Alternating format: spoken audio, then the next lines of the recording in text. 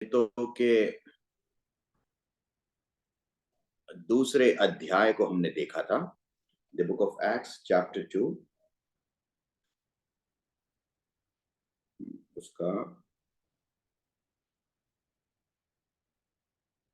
Okay दूसरा प्रेरितों के था, उसके हमने 46 तक शायद हमने देखा।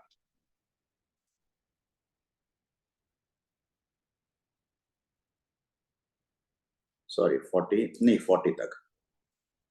And with many other words he bore witness and continued to exhort. Okay, आज हम 41 से देखेंगे, प्रेरितों की किताब उसका दूसरा अध्याय उसका 41 से। तो यहाँ पे 41 में इस प्रकार पढ़ते हैं, So those who received his word were baptized, and there were added that day about 3,000 souls. इस वचन को परमेश्वर के हवाले करते हैं। परमेश्वर हमें तू वचन की गहराइयों में लेके जा, हमें बुद्धि दे, शक्ति दे, समझ दे। पवित्र आत्मा हमारे समझ का नेतृत्व करे। हम जहां ना समझ हो तू हमारी समझ बन के आ, तेरे ज्ञान से हमें भरपूर कर परमेश्वर। जिसने इस किताब को लिखा है वो पवित्र आत्मा की जो शक्ति है आज भी हमें चलाए, तेरे ज्ञान और समझ हमें बढ़ाए। खुदावन तेरे बेटे के नाम से मांगते हैं, आमीन। तो 41 वाक्य में इस प्रकार है, So those who received his word were baptized, and there were added that day about 3,000 souls. एक दिन में 3,000 लोग कलीसिया में जुड़ गए। ऐसा क्या काम हुआ वहां पर? आजकल के युग में तो कभी हमने सुना नहीं, और एक कुछ ही लोग हैं, मुट्ठी भर लोग हैं जो काम कर रहे हैं। आज के युग में अगर देखा जाए तो सबको क्रिश्चियनिटी के बारे में या मसीहत के बारे में शायद वो मानते ना हो, लेकिन जानते सब लोग हैं। लेकिन उस वक्त मानने वाले भी कम थे, जानने वाले भी कम थे। That was the situation at that time. तो ऐसा क्या अजूबा हुआ? What happened? What was the thing that was being practiced by the church? वहां पे हम एक ही चीज देखते हैं, वहां पे पवित्र आत्मा का कार्य हुआ। That was the work of the Holy Spirit. जहां पवित्र आत्मा काम करता है वहां मनों की तब्दीलियां होती हैं, दिल बदलते हैं, लोगों का मन के ऊपर, परमेश्वर के ऊपर विश्वास बढ़ता है। जहां पवित्र आत्मा नहीं है वह शैतान अपने कार्य को, अपने बीज को लोगों के मन में और उपजाया जाता है। आजकल अगर देखे जो तो काफी बार लोग बताऊं, चर्चेस में नहीं, काफी बार बताऊं हमारी बिल्डिंग्स बड़े हैं लेकिन जो चर्चेस खाली पड़े हैं बहुत से लोग। अगर आप यूरोपियन कंट्रीज में वगैरह कहीं जहां पे जाएंगे आप देखेंगे बड़े बड़े कितने खूबसूरत चर्चेस वहां पे बना के रखे हैं। हम लगेगा ये कैसे बनाया इन लोगों ने इतने खूबसूरत चर्चेस, लेकिन अंदर जाके देखो तो सब खाली है, कोई जाने वाला नहीं, कुछ नहीं। आज वो एक मॉन्यूमेंट बन के पड़े हैं। यूएस वगैरह में जाओ तो वहां पे चर्चों की कीमत वहां की इनकम से होती है। Million million dollar church, thousand या $100,000 चर्च। लेकिन उन दिनों में देखिए जब पवित्र आत्मा की सामर्थ और शक्ति से कलीसियाओं को बढ़ाया जाता था, वहां पे जब पवित्र आत्मा में खड़े हुए प्रचार होते थे, परमेश्वर के दास लोग कुछ कहते थे, हालेलुया, लोगों ने उस बात को माना और किस प्रकार कलीसिया के साथ लोग जुड़ने लग गए। कलीसिया के साथ जुड़ने का मतलब है उनके दिल में एक परिवर्तन हुआ, उनके मन में एक परिवर्तन हुआ। When they experienced the change, they started joining the church. उनको लगा ऐसा कुछ तो है यहाँ पर जिसके कारण लोग यहाँ पे आ रहे हैं। ऐसी कौन सी चीज है जो यहाँ पर मिल रही है जहाँ पे मछुआरे भी हैं, जहां पे बताऊं भेड़ों को चराने वाले वाले भी हैं, बड़े बड़े सामाजिक मुद्दे उठाने वाले लोग भी हैं। There are lot of big and small people, but why are they all gathering in this one place? ऐसी कौन सी वजह है जिसके कारण यहाँ पे आते हैं? जहां पर यीशु मसीह है वहां भीड़ इकट्ठी होती है। एलिया, जहां उसके वचन का प्रचार होगा वहां पर परमेश्वर का कार्य भी होगा। वहां पे कोई फिजिकल बिल्डिंग की बात नहीं हो रही, लेकिन वहां पे क्या था? पवित्र आत्मा के द्वारा कार्य हो रहा था। ये एक जागृति है, ये एक रिवाइवल है जो कि शुरू होनी है। बहुत से ऐसे कंट्रीज हैं जहां पे खुदावन यीशु मसीह को जानते तक नहीं थे, लेकिन वो देश, वो जगह आज इवेंजलाइज हो चुका है। लोग वहां पे परमेश्वर को जानते हैं। उदाहरण के तौर पे जैसे साउथ कोरिया नाम की एक कंट्री है, जो पहले एक बुद्धिस्ट कंट्री था, लेकिन किस प्रकार वहां पे परमेश्वर के दासों ने वहां पे कार्य करना शुरू किया, प्रार्थना करना शुरू किया। लोगों ने एक साथ मिलकर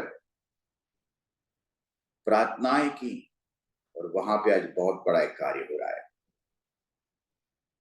तो काफी बार हम सोचते हैं लोगों को लाना या किसी व्यक्ति के को जाके सुसमाचार बोलना ये काम केवल पास्टर का, इवेंजलिस्ट का, ऐसा नहीं है। ये हर एक व्यक्ति का काम है। अगर आपके घर में कोई अगर शादी होती है, कोई खुशखबरी है, आप जाके उसको बांटोगे ना दूसरों के पास। क्यों? क्योंकि आपके घर में वो खुशखबरी है। तो उसी तरह जब जिंदगी में जब खुदावन यीशु मसीह आपके घर में आए हैं, आपकी जिंदगी को बदला है, आपको एक नया मौका दिया है, आपको एक नई जिंदगी दी है, क्या हमारा ये फर्ज नहीं कि हम उस खुदावन यीशु मसीह के बारे में दूसरों को बताएं?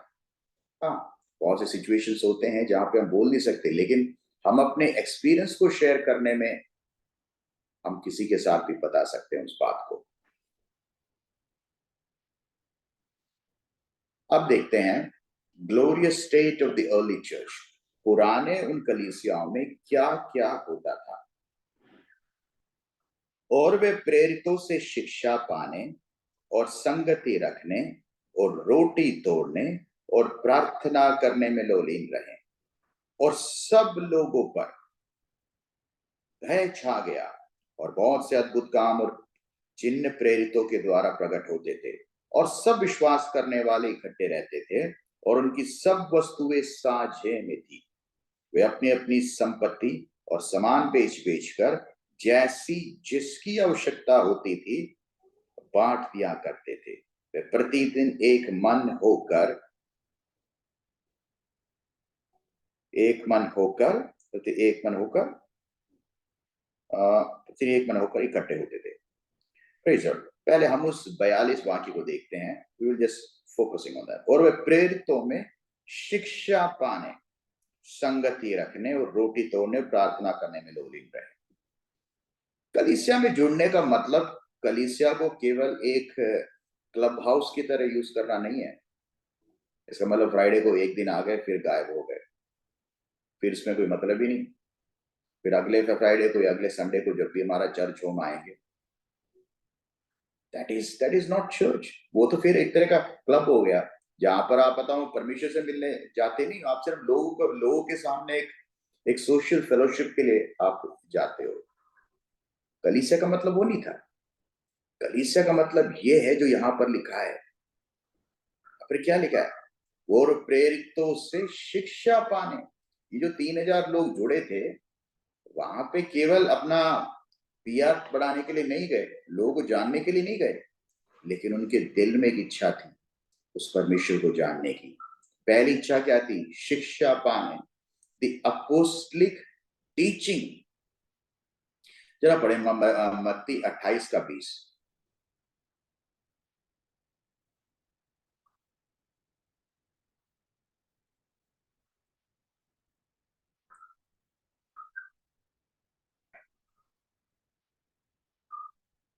मत्ती 28 के 20 में क्या कहता है?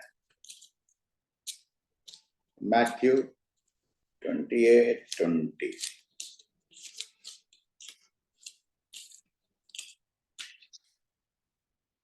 और उन्हें सब बातें जो मैंने तुम्हें आज्ञा दी है मानना सिखाओ।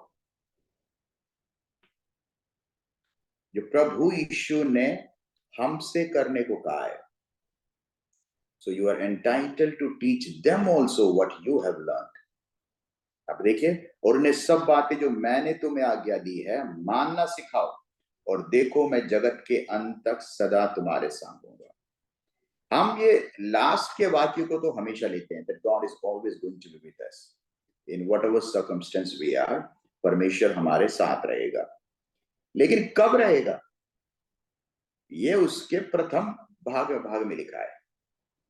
और उन्हें सब बातें जो मैंने तुम्हें आज्ञा दी है मानना सिखाओ। जब आप परमेश्वर की बात मानोगे, परमेश्वर के वचन पे चलोगे, उसके सिखाए हुए बातों को अपनी जिंदगी का आधार बनाओगे, तब परमेश्वर तुम्हारे साथ रहेगा। हम ये प्रथम पोर्शन को हम भूल जाते हैं और लास्ट के पोर्शन को केवल हम कोट करते हैं हर एक चीज के लिए कि परमेश्वर साथ रहेगा, परमेश्वर साथ रहेगा। लेकिन परमेश्वर किसके साथ रहेगा? परमेश्वर उसके साथ रहेगा जो परमेश्वर के साथ चलता है। परमेश्वर सभी के साथ नहीं है। God abides and lives with those people who want to live with God, who live with God, जो परमेश्वर के साथ जिंदगी बिताते हैं।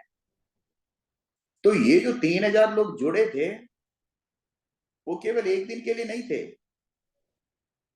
है ना? जैसे एक दिन चले गए फिर छोड़ दिया, ऐसा नहीं था। मैं आपको बताऊंगा आगे के उस पदों में हम देखें कि उनका चर्च के साथ रिश्ता क्या था, और उन दिनों में जो चर्चेस इतने मजबूत क्यों थे, हम देखेंगे आगे के उन पदों में। दूसरी बात, फेलोशिप। ये फेलोशिप बहुत जरूरी है। फेलोशिप के बिना हमारा आपस में रिश्ता कभी नहीं हो सकता, क्योंकि जब तक हम में प्रेम नहीं होगा, प्यार नहीं होगा, परमेश्वर का क्या कार्य कभी हमें बढ़ेगा नहीं। जरा पढ़ते हैं पहला यूहन्ना 1 से लेकर 7 तक। 1 John chapter 1 through 7। जरा पढ़े कोई।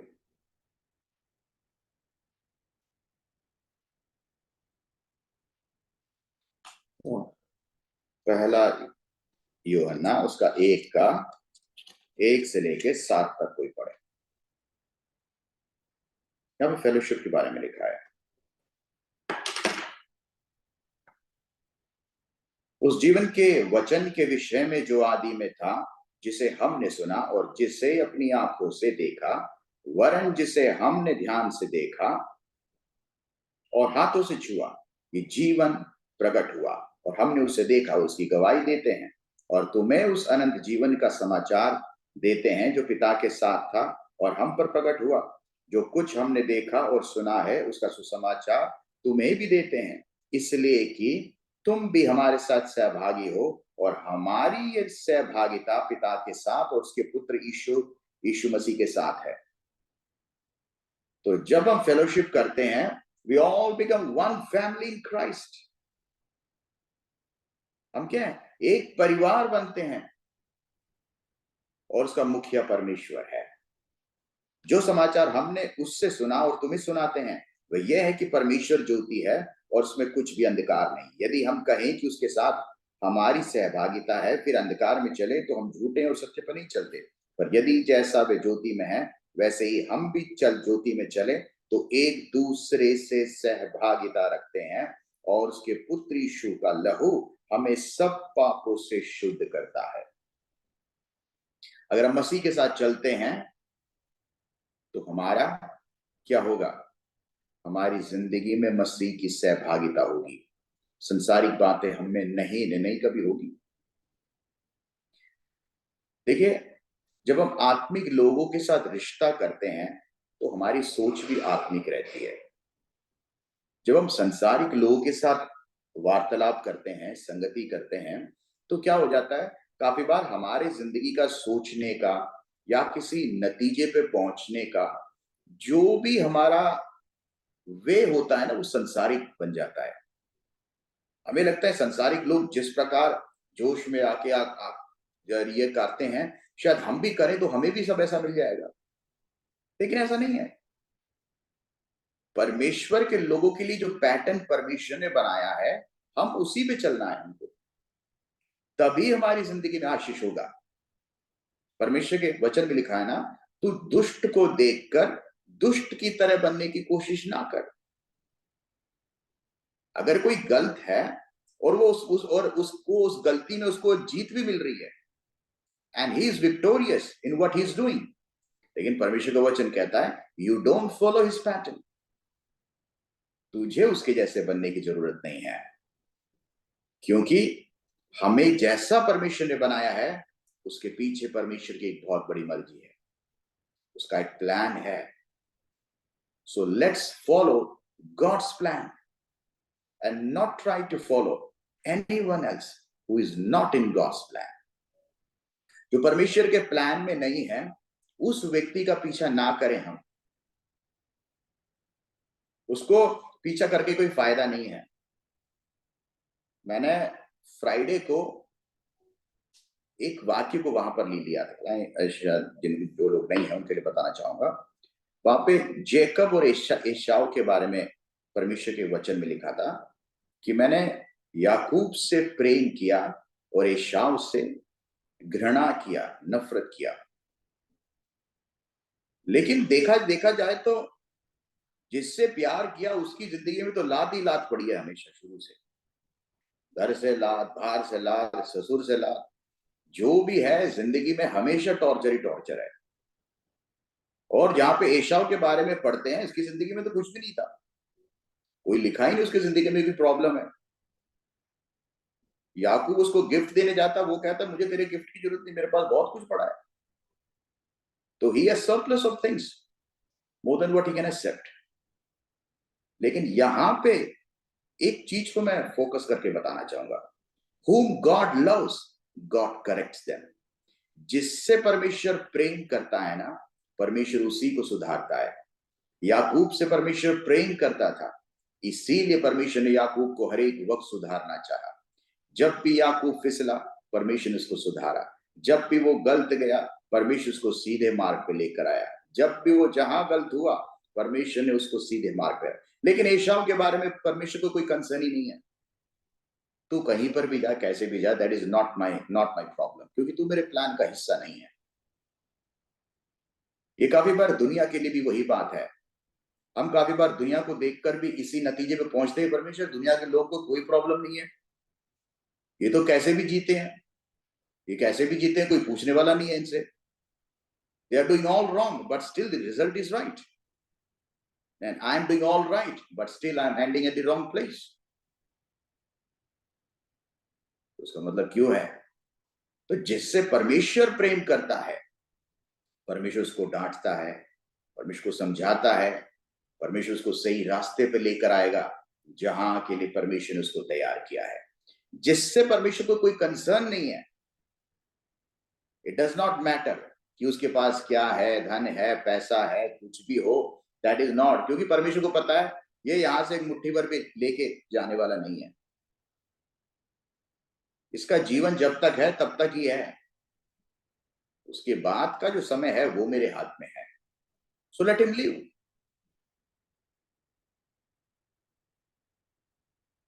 जिस बकरे को हलाल करते हैं ईद के दिन, आपने देखा उसको बहुत ज्यादा खिलाते हैं पहले, इतना खिलाते हैं पूछो मत।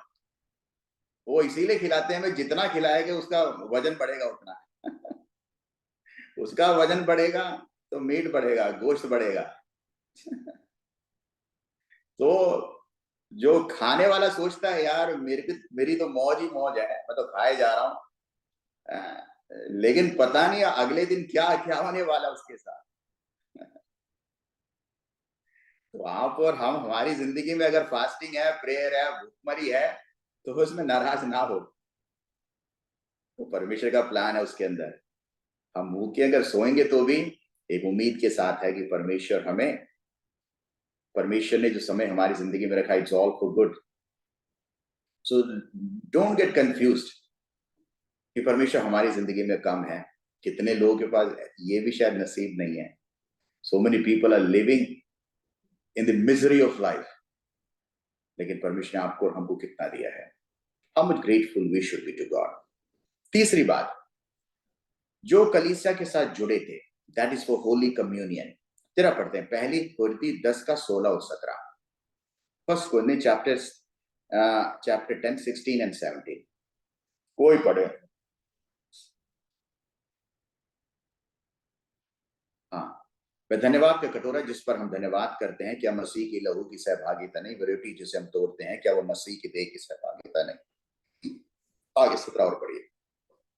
इसलिए कि एक ही रोटी है, सो हम भी जो बहुत हैं एक देह हैं, क्योंकि हम सब उसी एक रोटी में भागी होते हैं।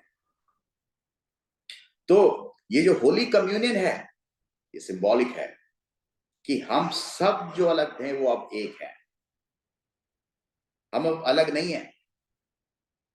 इससे फर्क नहीं पड़ता कि हम कौन से स्टेट से हैं, कौन से कंट्री से हैं, या हमारी भाषा क्या है, या हमारा लहजा क्या है, या हमारा पहनावा कैसा है। None of those things matter. उसका कारण क्या है? हम मसीह में एक हैं।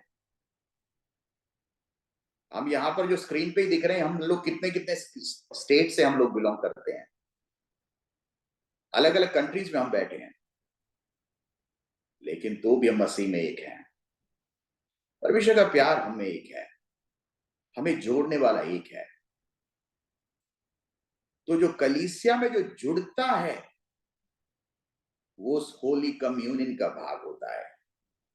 It's very much important to partake in that.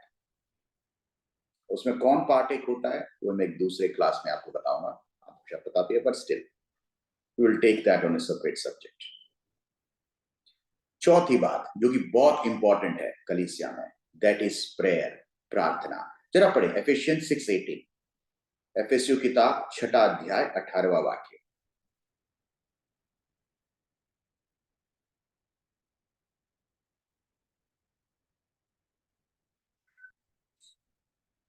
और हर समय और हर प्रकार से आत्मा में प्रार्थना और विनती करते रहो, और इसीलिए जागते रहो कि सब पवित्र लोगों के लिए लगातार विनती किया करो।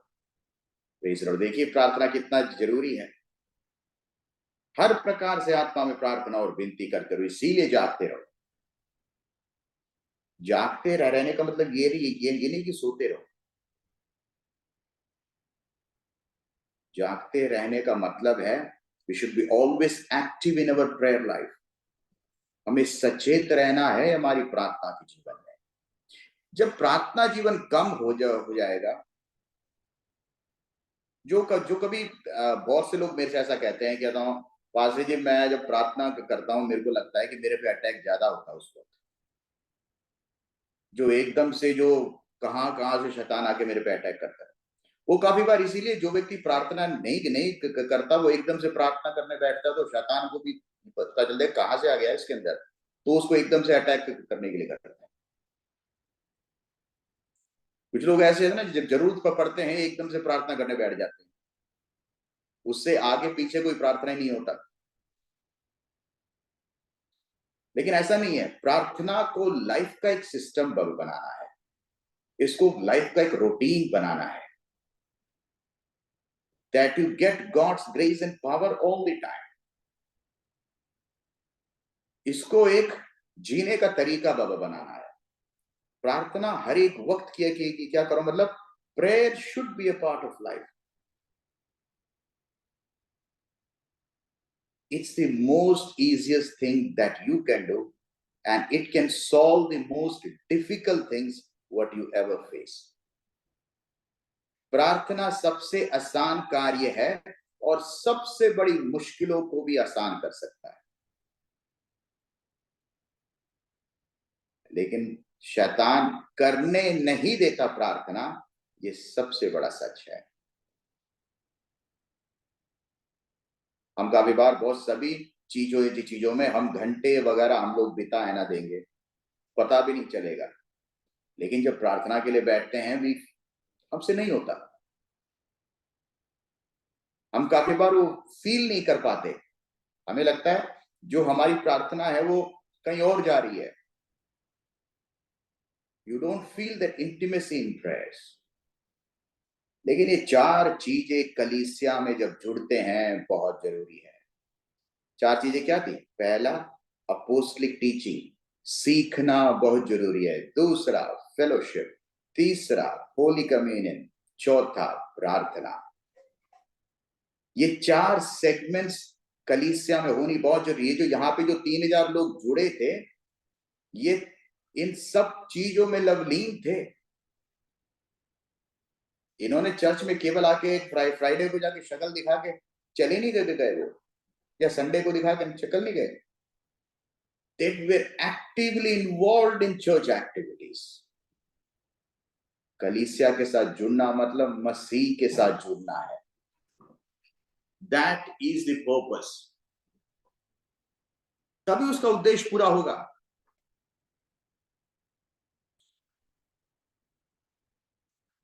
अब देखते हैं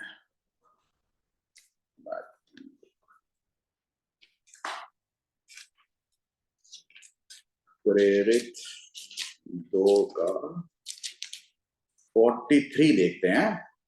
एक्ट्स 2:43। तो यहाँ पे क्या लिखा है? और सब लोगों पर भय छा गया और बहुत से अद्भुत काम और चिन्ह प्रेरितों के द्वारा प्रकट होते थे। ये लोगों के ऊपर भय किसी का छा गया। ये लोग जो अपने आप को आज तक रिलीजियस समझते थे, रिलीजियस फैनेटिक्स थे, ये लोग यहूदी थे जो बड़े ही अपने रिलीजन पे गर्व करते थे। इनको आज तक परमेश्वर का डर नहीं था, लेकिन एकदम से परमेश्वर का भय छा गया इनके ऊपर। एकदम से डरने लग गए परमेश्वर से। क्यों? क्योंकि उन्होंने आज तक अपने रिचुअल्स में, अपने कार्यों में कभी ऐसे चमत्कार होते हुए देखा नहीं कभी। तो परमेश्वर का जो कार्य है, ये कभी कोई चर्च ओरिएंटेड या कोई किसी तरह के सिस्टमैटिक रिचुअल्स करेंगे वह नहीं होता। ये एक रिश्ता होता है जब परमेश्वर के साथ आपका बनता है, परमेश्वर अपने कार्य को वहां पे करता है। और जहां पे यहोवा का डर है, जब लोगों ने परमेश्वर को डरना शुरू किया, वहां पे चमत्कार शुरू होना आरंभ हुआ। आज की जो कलीसिया में सबसे बड़ी प्रॉब्लम पता है क्या है? लोगों को बहुत कुछ आता है, बाइबल बहुत कुछ आता है, लोगों के पास जरूरत से ज्यादा सब कुछ है। लोग से समझते हैं मैंने सब कुछ पा लिया, लेकिन एक चीज वो मिस करते हैं, यहोवा का डर। Stop fearing God. उनको पर किसी को परमेश्वर का डर नहीं। लेकिन परमेश्वर का डर कितना जरूरी है। अब वे परमेश्वर के वाक्य, कुछ वाक्य को देखते हैं। परमेश्वर के डरने का मतलब क्या है? जरा पढ़िए प्रोवर्ब्स 8:13, नीति वचन 8:13।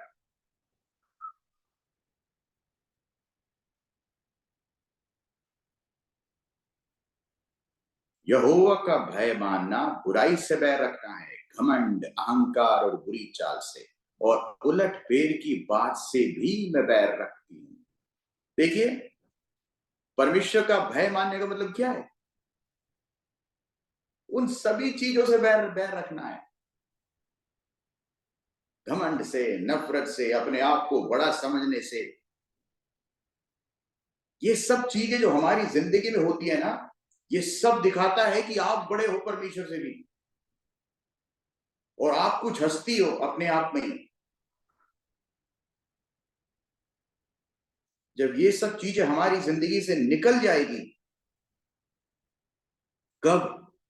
जब आप परमेश्वर का भय मानने लगेंगे, और वहां पर परमेश्वर बड़े काम करेगा।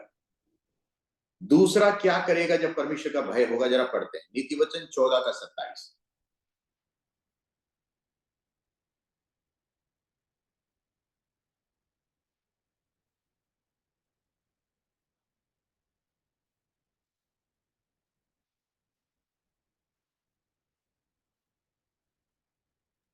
यहोवा का भय मानना जीवन का सोता है, और उसके द्वारा लोग मृत्यु के फंदों में से बच जाते हैं। आमीन। देखिए, यहोवा का भय मानना जीवन का सोता है। इंग्लिश में राइट है, the fear of the Lord is a fountain of life. जब हम इसमें मानते हैं तो मृत्यु के फंदों से बच जाते हैं, to depart from this nets of death. ये हमको मौत से बचाता है, मौत के फंदों से बचाता है। मौत के फंदे का मतलब क्या है? मौत के फंदे का मतलब है मौत आई नहीं थी, लेकिन आप उसके फंदे में फंस गए हैं। You got trapped in that. It was not your destiny. लेकिन यहोवा का भय ना मानने की वजह से आप उसके चुंगल में फंस गए। शैतान ने आपको फंसा दिया। लेकिन जब यहोवा का भय मानते हैं, परमेश्वर आपको उस चुंगल से बाहर निकालेगा। यहोवा का भय हमको बहुत सी चीजों से बाहर निकाल सकता है। It's very much important. The fear of the Lord is the beginning of wisdom. सबसे बड़ी समझ यहोवा का भय है। आपको बहुत वचन पता है, बहुत आप बाइबल अच्छा बोल लेते हो, पढ़ लेते हो, गा लेते हो, whatever things you do. But if you don't have the fear of God, everything comes to square one, everything comes to null. Zero में आके रुक जाता है। शैतान यहीं पे मार खा गया।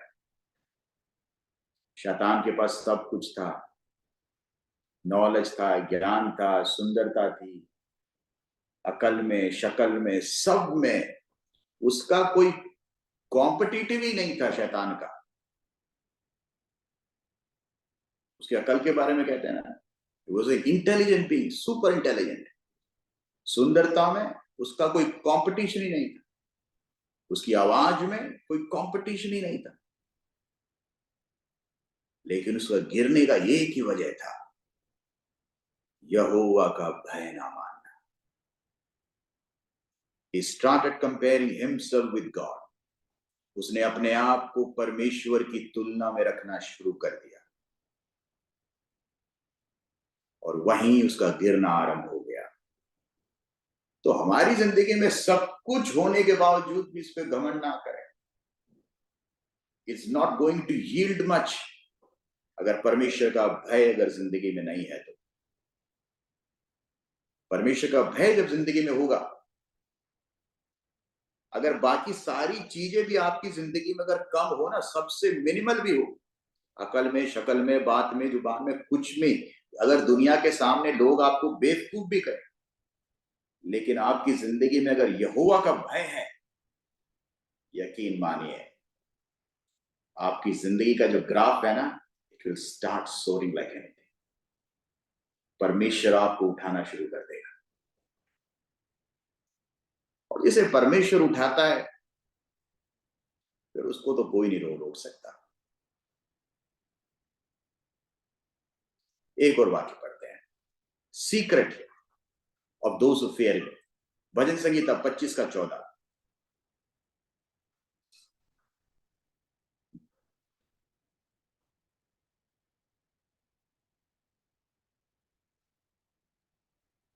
यहोवा के भेद को वही जानते हैं जो उससे डरते हैं, और वह अपनी वाचा उन पर प्रकट करेगा।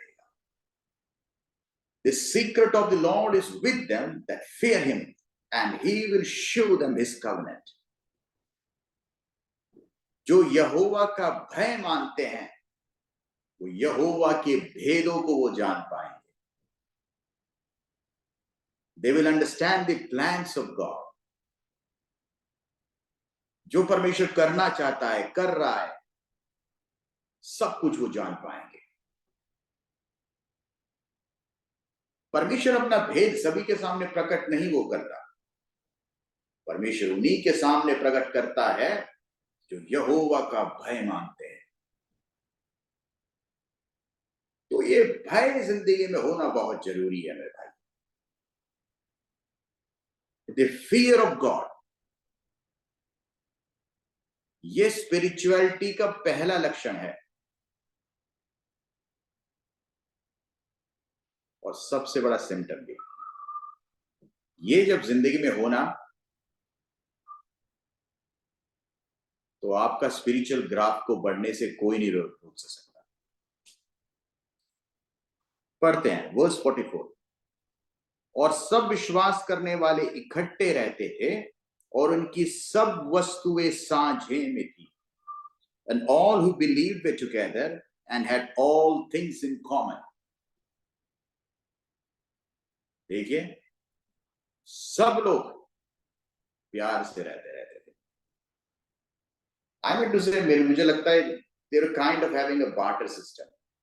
मैं तुम्हारे पास ये नहीं है तो मैं तुमको वो देता हूं, मेरे पास जो नहीं है तुम मेरे को दो, एक दूसरे की मदद करना।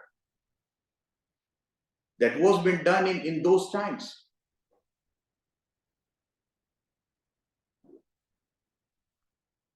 ये जिंदगी में कितना काफी बार मूल्य रखता है। देखिए, हम अपनी जिंदगी में काफी बार ये सब तभी सोचते हैं जब हमारे पास नहीं होता, कि अगर काश हमने अगर किसी से, अगर उसके पास है, उसने मेरे को क्यों नहीं दिया। लेकिन क्या हम सोचते हैं जब हमारे पास होता है हम किसी को देने की सोचते हैं? Do we think in the same way? हम काफी बार इस बात के तो कहते हैं उसने हमको नहीं दिया, लेकिन जब आपके पास था क्या आपने उसको दिया जिसके पास नहीं था? Did you also do the same thing? एक बार इन पे सोचना बहुत जरूरी है। तो परमेश्वर का जो मसीह का जो शरीर है से, मैं हमेशा कहता हूं कि हमारे बस में नहीं है कि हम सारी दुनिया की मदद कर सकें, लेकिन कुछ लोग हैं जो मुट्ठी भर, जिनके लिए आप कुछ तो कर सकते हैं। सबको बचाना आपके बस में नहीं है, लेकिन थोड़ा थोड़ा मदद जो आपके बस का है, you can do it for everyone. चींटी के लिए गेहूं का वो दाना भारी, और हाथी के लिए वो लक्कड़ भारी। हर एक जीव जंतु के लिए उसकी चीज भारी है। अब हाथी कहेगा ये गेहूं उठा रहा है, तू कौन सी बड़ी चीज उठा रहा है यार, मैं तो ऐसे लाखों उठा लूं, है ना। लेकिन हाथी जो उठाता है, हाथी से बड़े अगर कोई कंटेनर वाले कहेंगे, बड़े बड़े ट्रक वाले, कि हम तो ऐसे 10-15 एक साथ उठा के ले जाएंगे, हाथी तो कौन सी बड़ी चीज है। तो सभी के लिए अपना बोझ बड़ा है। चींटी के लिए चींटी का बोझ बड़ा, घोड़े के लिए घोड़ा का बोझ बड़ा, हाथी के लिए हाथी का बोझ बड़ा। सभी के लिए अपना बोझ बड़ा है। लेकिन अगर हम अपने बोझों को कम कर सकें या फिर किसी का सहारा बन सकें, to what is capable with you, आपसे जो हो सकता है, तो आप बहुतों के दिल के वो ठंडक बन सकते हैं। राह में चलते व्यक्ति को कहते हैं ना, एक बार एक गिलास ठंडा पानी भी अगर मिल जाए, कोई दे दे, वो भी बहुत बड़ी चीज होती है काफी बार। तो परमेश्वर ने हमें जो दिया है, लेट्स, क्या इंग्लिश में बहुत है, शेयरिंग इज केयरिंग। शेयर करने का मतलब क्या है? केयर करना है। तो परमेश्वर ने हमें जो दिया है, प्रेम बांटे, वचन बांटे, सत्य को बांटे, प्रार्थना में बांटे। What ever things is with you, do your best. तो पुरानी कलीसिया में यही था, प्यार था, एक दूसरे में बंधे हुए थे, प्रार्थना में लोग एक दूसरे के साथ जुड़े हुए थे। They were all tied up together. और उनका मुखिया कौन था? परमेश्वर, खुदावन यीशु मसीह। Christ was the head of the family. और हर एक व्यक्ति उसका एक सदस्य की तरह बिहेव करता था। ये भी होनी चाहिए। देखिए, देना एक बहुत बड़ा आशय है। कितना देना वो आपके आपके ऊपर है, आपकी कैपेबिलिटी के ऊपर है। ये एक सीड्स है, what we give there that is a seed, एक बीज है। कोई कोई किसान, कोई किसी के घर की फार्मिंग है तो मुट्ठी भर बीज ही डाल से सकता है। जिसके पास 2 एकड़ जमीन है वो एक एक एक बोरा वो डाल डाल सकता है। जिसके पास जितनी कैपेबिलिटी है वो उतना बीज गिरे। ये आपके ऊपर है, आप कितना गिर सकते हैं। लेकिन परमेश्वर के नाम में, परमेश्वर के राज्य के लिए करना बहुत जरूरी है। जरा पढ़े, एक वाक्य पढ़े, यशायाह 58:7।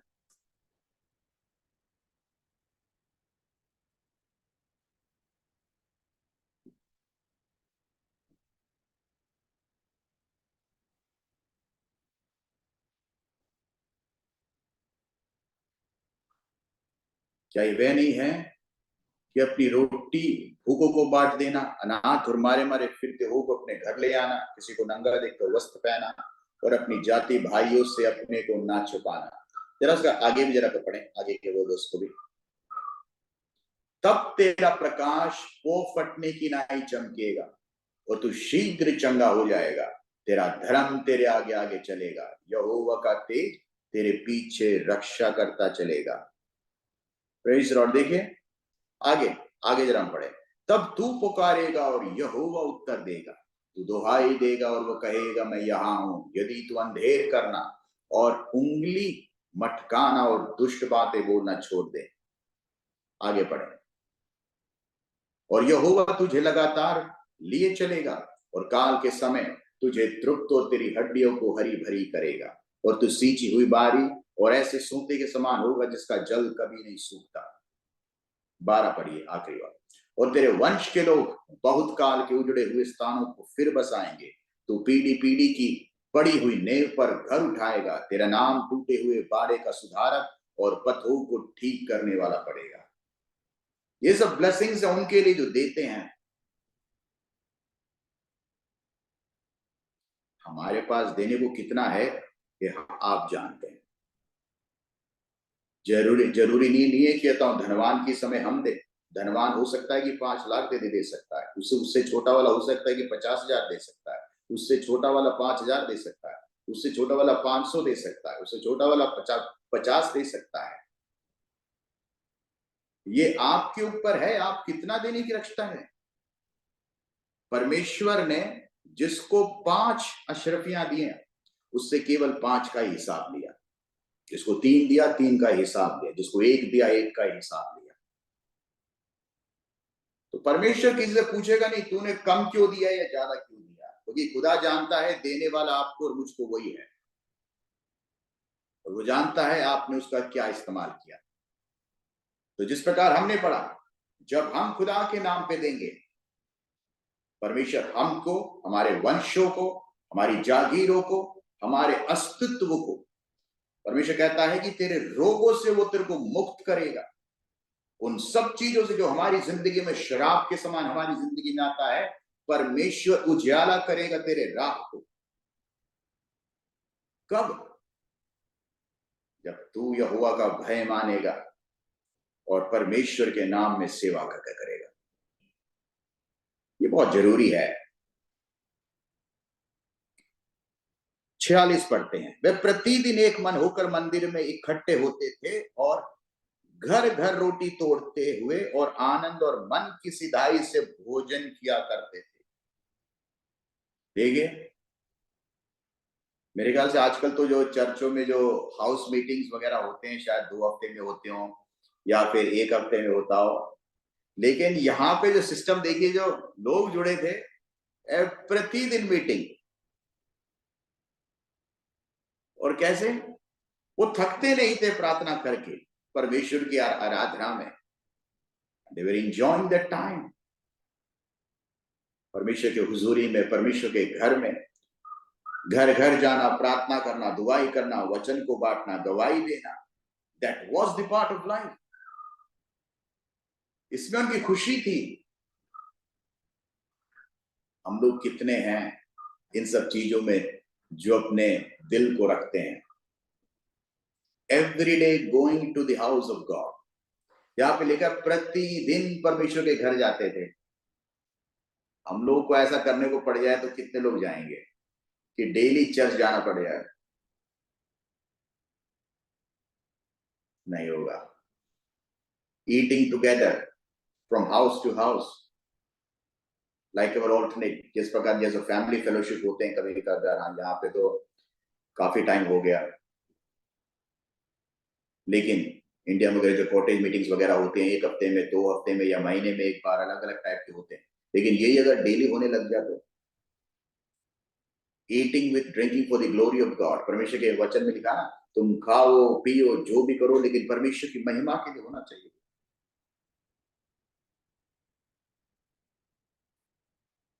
प्लीज, कोई बच्चा खेल रहा है इसके अंदर, kindly please change it up. What's happening?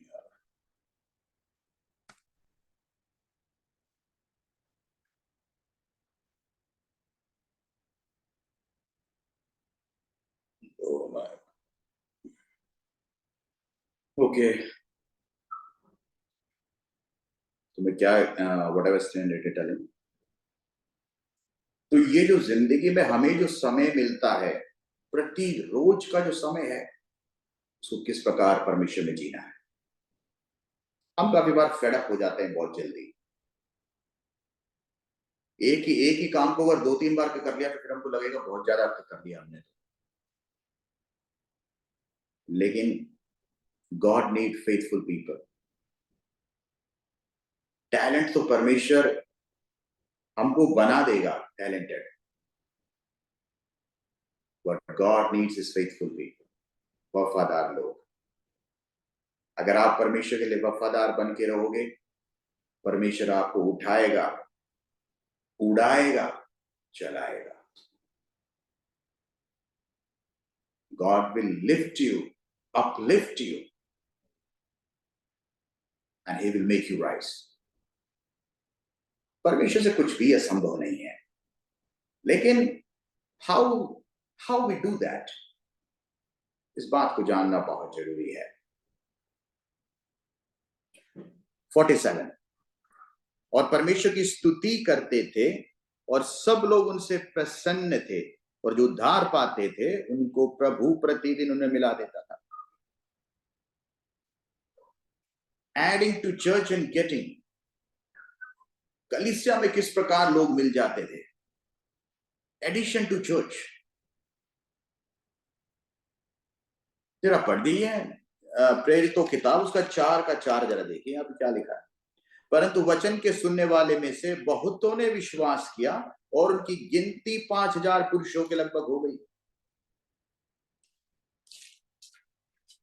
प्रेरित 6:7 और हम देखते हैं, यहाँ पे इस प्रकार लिखा है, परमेश्वर का वचन फैलता गया और यरूशलेम में चेलों की गिनती बहुत बढ़ती गई और याजकों का एक बड़ा समाज इस मत को मानने वाला हो गया। जो भी परमेश्वर का वचन सुनता था वो विश्वास करने लगा, क्योंकि वो चिन्ह और चमत्कार के साथ था। वहां पे परमेश्वर का काम होने लगा। दूसरा, दे वर रिसीविंग गॉड्स फेवर। जरा पढ़िए रोमियो किताब उसका 14वां अध्याय, उसका 18 और 19 हम देखते हैं। The book of Romans chapter 14 उसका 18 और 19। जो कोई इस रीति से मसीह की सेवा करता है वह परमेश्वर को भाता है और मनुष्यों में ग्रहण योग्य ठहरता है, इसलिए हम उन बातों में लगे रहें जिनसे मेल मिलाप और एक दूसरे का सुधार हो। ठीक है, how important it is that whatever we do it should be acceptable before God। हम जो कार्य करते हैं वो परमेश्वर के सामने एक्सेप्टेबल होना जरूरी है, वरना उस कार्य का कोई लाभ नहीं है। हमें केवल मनुष्यों के सामने एक प्रमाण देके कोई लाभ नहीं, अगर परमेश्वर आपके कार्यों से खुश नहीं है तो। God is the one who has to endorse it। लेकिन पुराने जो कलीसियाएं थी, सभाएं थी, वो किसी व्यक्ति के चेहरे को देख के या किसी व्यक्ति को खुश करने के लिए नहीं थी। उनका एक ही मंसूबा था हमें अपने परमेश्वर को खुश करना है। उनको परवाह नहीं थी, सड़कों पे जाके तो कोड़े खाते थे, मार खाते थे, और फिर इस बात से खुशी खुशी जाते थे कि हमें परमेश्वर के नाम पे मार मिली या परमेश्वर के नाम में कुछ सहने को मिला। That was the reward they were getting for serving God. और आज के युग में हम कहां पर हैं? हम काफी बार इसी भ्रम में रहते हैं कि कलीसियाएं बढ़ नहीं रही, परमेश्वर का काम नहीं हो रहा। लोग हमेशा कंप्लेन करते करते रहते हैं कि परमेश्वर मेरी सुन नहीं रहा, परमेश्वर तू मेरे लिए नहीं काम कर रहा। लेकिन एक बार अगर परमेश्वर अपना अकाउंट बुक अगर खोले और देखें कि आपने परमेश्वर के लिए क्या किया, क्या आप परमेश्वर को जवाब दे पाओगे? ये जो जिंदगी है जो परमेश्वर ने आपको और हमको दी है, कितने लोगों को नकार दिया गया है, कितने लोगों के पास ये उम्र नहीं है, कितने लोगों के पास ये जिंदगी नहीं है, कितने लोगों के पास ये हेल्थ नहीं है, कितने लोगों के पास ये टाइम नहीं है जो आपको और मुझको परमेश्वर ने दिया है। तो इस वक्त को परमेश्वर के लिए नजाकत के साथ, ईमानदारी के साथ परमेश्वर के लिए जिए and be thankful to God. कभी परमेश्वर के सामने कुड़कुड़ाए नहीं कि परमेश्वर ये है या वो नहीं है। God is one. परमेश्वर जिसको भी देता है, ठीक है। एक कहानी देखिए, काफी बार हम अपनी इस दुनिया में देखते हैं कि हमारे पास कुछ नहीं है और काफी बार सब कुछ है। परमेश्वर के वचन में एक व्यक्ति के बारे में पढ़ते ना, लाजर, वो बहुत धनी था, उसके पास सब कुछ था, लेकिन उसी के वहां पे एक आदमी, सॉरी, एक लाजर के वक्त नहीं, लाजर नाम का एक व्यक्ति था जो उस धनी के वहां पे बैठता था। उसके पास कुछ नहीं था, उस धनी के पास सब कुछ था, लेकिन वो धनी कहां पर गया, वो गरीब कहां पर गया। तो काफी बार ये छोटी सी जिंदगी में काफी बार हमारी आशीष का तय करना बहुत मुश्किल होता है। हमें लगता है कि हमारे पास कुछ भी नहीं है, लेकिन वो धनी अपने अनंत काल में कहां पर गया और ये निर्धन व्यक्ति अपने अनंत काल के लिए कहां पर गया। तो परमेश्वर के लिए कौन सी चीज बड़ी है? परमेश्वर जानता है हमारी लाइफ में हमको कितना चाहिए, क्या चाहिए, और परमेश्वर तय करता है। आप और हम जो परमेश्वर के बर्तन हैं, हर एक बर्तन को एक स्पेसिफिक यूज के लिए परमेश्वर ने तैयार किया है। एक कुम्हार जो होता है, जो अलग अलग डिफरेंट डिफरेंट बर्तन बनाता है, हर एक बर्तन बनाने के पीछे उसका एक उद्देश्य है, और उस उद्देश्य के लिए वो उसको शेप देता है, उसको कार्य भी करता है। कोई बड़ा हो, कोई बर्तन बड़ा होता है, कोई बर्तन छोटा होता है, कोई बर्तन पतला होता है, कोई बर्तन मोटा होता है, कोई अंदर के लिए, कोई बाहर के लिए, कोई किसी किसी जगह के लिए। मिट्टी एक है, लेकिन देखिए कितने बर्तन होता है, कोई 5 का बिकता है तो कोई 5,000 का भी बिकता है उसकी सब मिट्टी, क्ले है सब। तो परमेश्वर ने आपको और हमको जिस उद्देश्य के लिए चुना है, प्रार्थना करें परमेश्वर मैं उस उद्देश्य को पूरा कर सकूं। परमेश्वर आप सभी को आशीष दे। ये जो वचन सुना है आपकी जिंदगी में आशीष लेकर आए, और परमेश्वर आपके द्वारा बड़े काम करें। कोई अगर प्रार्थना का विषय हो तो बोल सकते।